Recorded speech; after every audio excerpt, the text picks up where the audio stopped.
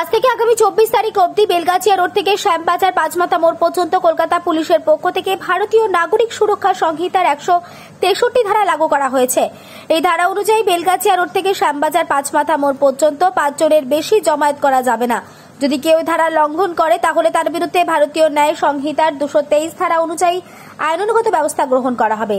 আর এই নির্দেশ কলকাতা পুলিশের অন্তর্গত টালা থানা পুলিশের পক্ষ থেকে আরজিকর মেডিকেল কলেজ, কাশীপুর, বেলগাছিয়া ও শ্যামবাজার চত্বর এলাকায় মানুষের স্বার্থেই প্রচার চালাচ্ছে।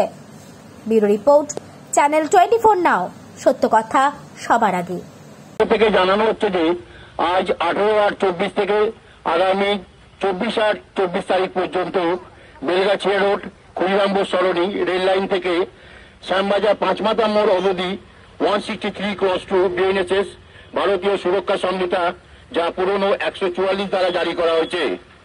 এই সকল নাগরিকদের জানানো হচ্ছে যে এই রাস্তার উপর 5 জনের বেশি জমায়েত হওয়া যাবে না।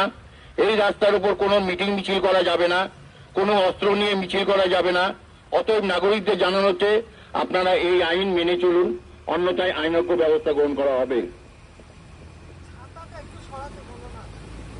ছাতাটার জন্য পুরো ছবিটা এই মুহূর্তে সরাসরি সেই ছবি আমরা তুলে ধরলাম, যেখানে কলকাতা পুলিশের তরফ থেকে